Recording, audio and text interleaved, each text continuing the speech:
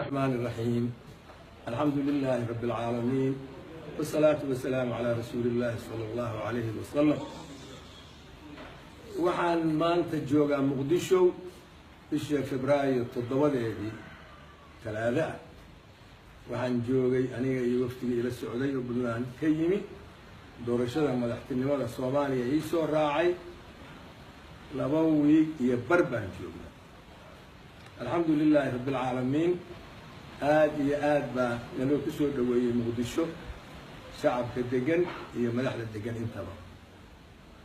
soo dhaweyn qiimo iyo qaaya leh oo aan raalli ka noqonnay. casumaado badan baa naloo sameeyey ay ugu horeyso gobolka Banaadir oo anigu aan gaar u tirsan jiray oo aan deganaan jiray haddana aan maanta joogo. aad bay noogu soo dhaweeyeen uga mahad celinaynaa. waxaa kaloo na soo dhaweeyey oo na marti qaaday murashaxiin badan oo ugu horeeyo xasan sheekh ay ku xigaan murashaxiinta kale oo isbedelka ka mid ah ay ku jiraan iyo dad gaar ah oo asxaab ah intaba. dadka muqdisho waxaanu ku aragnay dad Soomaaliyeed oo bisil ayaan ku aragnay oo waayihii hore aan la mid ahayn oo lagu kala yaacay meesha. waxaan rajaynaynaa inay magaalada xamar oo maanta burbursan ay sideed u soo noqoto baan rajaynaynaa insha allahu tacaala. waxaan soo dhex maray magaaladii qadiimka ahayd xamar weyne, shingaani, boondheere iyo shibis qayb ka mid ah. waa intii magaalada iyo boondheere intii qayb magaalada intii qadiimka ahayd weeye iconka wax loo yaqaan ahayd oo ah magaalada Syria oo caan ka ahayd oo burburtay la mid ah oo la oran jiray Xalab. waxay u baahan tahay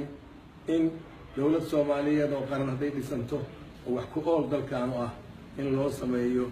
Jarmalkii burburay oo kale Marshall Plan magaaladii qaybtii qadiimka ahayd oo qarnigii 11aad taariikhdiisa dhisantay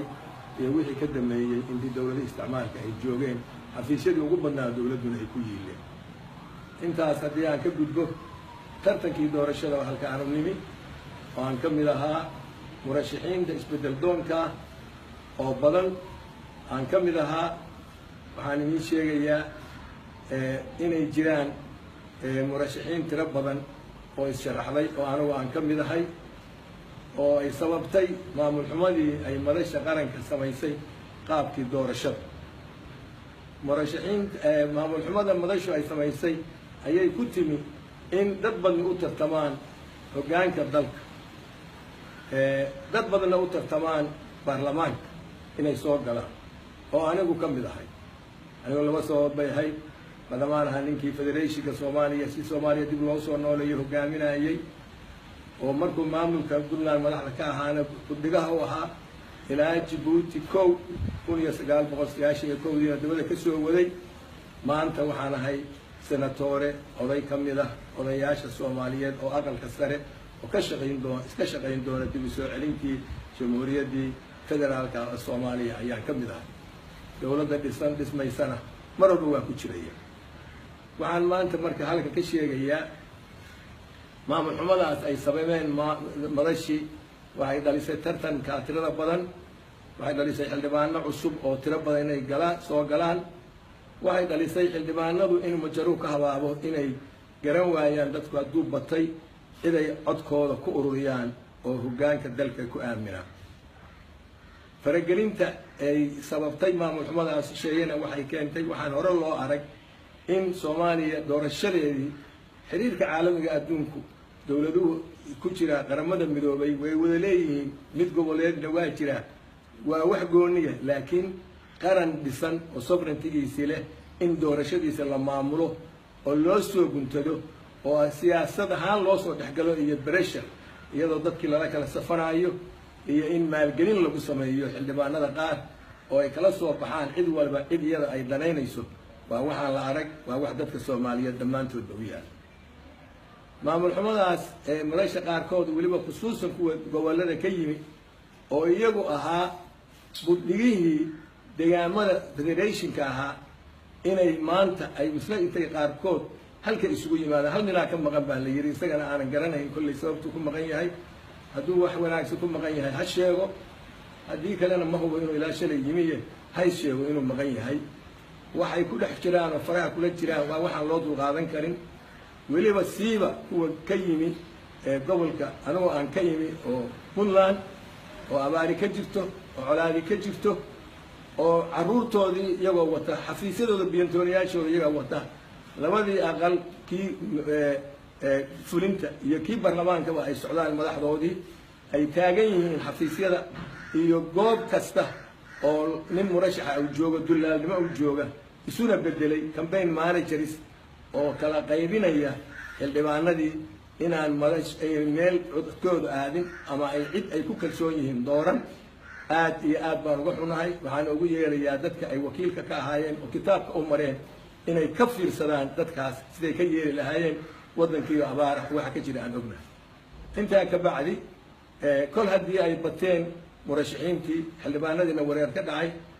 waxaan soo jeedinayaa in arrintaa wax laga bedelo anigaana ugu horeeya oo ficilkaas wax ka qabanaya waxaan maanta go'aansaday inaan doorashada biri dhacaysa anigu shakhsiyan ka haro anigoo ula jeeda marka koowaad in murashaxiinta kale oo isbedel doonka ah iyaguna isa soo yareeyaan oo aada isu soo yareeyaan oo 24 saac ka yar baa ka hadhay ay ka baxaan in badan oo ka miday si ay u koobnaato dadka la dooranayo oo xildhibaanadu ay codkooda ku ururiyaan cidda ay ka doortaan inta is-hadhay ay ka doortaan waxaan kaloo aan soo jeedinayaa xildhibaanadu inay iyaguna ay marka fikirkooda dib u sameeyaan oo ay codkooda ayan ku bixin qabyaalad iyo jamciyado kala gaargaar ah oo qoloba meel caawa ujeedo aan la garanayn ay wadaynimo ku bixiyaan qabyaalad aan la-aan ay ku bixiyaan qofka ay ka doortaan inta hadhay oo markaas aniga iyo wixii kaloo ka baxa hartay ay ka doortaan waxaan ugu dambayntii aan aada iyo aad uga mahad celinayaa mar labaad dadkiina soo dhoweeyey iyo murashaxiintii nagu martigelisay iyo dadka jooga muxuu ahaye muqdisho waxaana ugu baaqayaa dadka shisheeye oo soomaaliya faraha kula jira faraha kala baxaan soomaali baa iska leh soomaali ma taqaanidin soomaali iyadaa isku ururta maanta weeye markii calanka dadka la taagi lahaa oo maanta hoggaankii dalka loo doori lahaa haddii kale xildhibaano